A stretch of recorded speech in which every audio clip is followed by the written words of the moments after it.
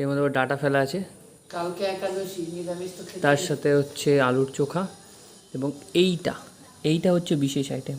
এটা আলু ভাজা নয়, এটা কিন্তু আলুর খোলা ভাজা। চলো পুরোটা দেখে নেওয়া যাক। খাবো না কেন? আলুর খোলা ভাস কী হবে, আলুর খোসা ভাজা হবে, খোসা। রবিবারে লোকে খায় মাংস, আমরা খাই আলুর খোসা। সুন্দর করে কাটা হয়েছে খোসাগুলোকে, এই যে খোসা। আলুর আলাদা তরকারি হচ্ছে তো, কলাই ডাল আলু সিদ্ধ দিয়েছি,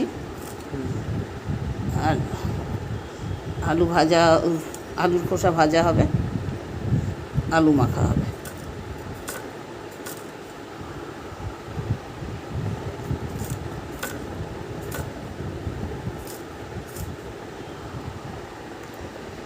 অসাধারণ।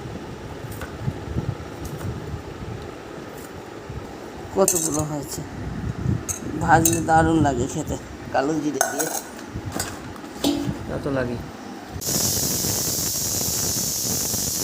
খুব ভালো করে ধোয়ার পরে কষলে তারপরে এটাকে জলে দিয়ে গরম করা হচ্ছে, তাই তো? হালকা গরম জলে এটা ডুবিয়ে রাখবে। হালকা গরম জল ডুবিয়ে রাখলে কেন?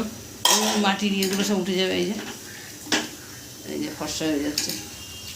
আচ্ছা, ভালো করে ধুয়ে নিতে হবে, তাই তো? মাটি লাগবে। ওকে। আলুতে কী সব মাটি ফাটি মাখায় না? মাটি থেকেই তো আসছে, মাটি মাখানোর কি দরকার? হ্যাঁ, মেডিসিন দিয়ে মাখায়। এরপর থেকে যেমন আলু ভাজা হয় তেমন হবে, তাই তো? কড়াই গরম হচ্ছে।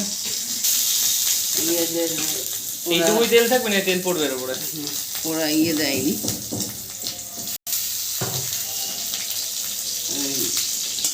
কালো জিরে দিয়ে ভাজতে হবে, তাই তো?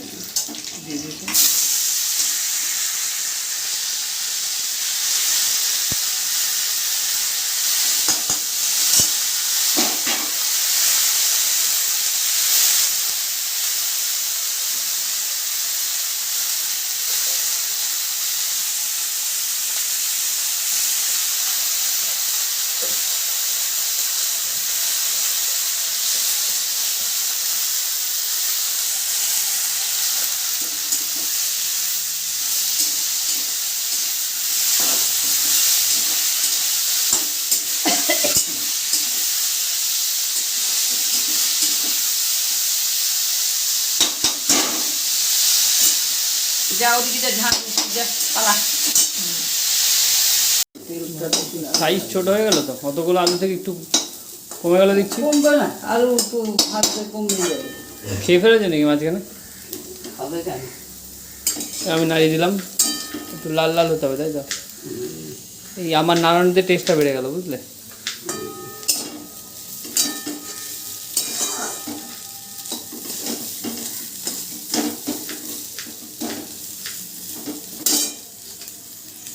তুমি এখানে কি করছো? পেঁয়াজ কুচাচ্ছি। কেন? আলু মাখার জন্য। বাহ বাহ বাহ, খুব ভালো, খুব ভালো। যে সময়ের জন্য আমি অধীর আগ্রহে অপেক্ষা করি, একটুখানি টেস্ট করো। আর একটু রাখবো, না ছোটো বাটির এক বাটি। বুঝলাম।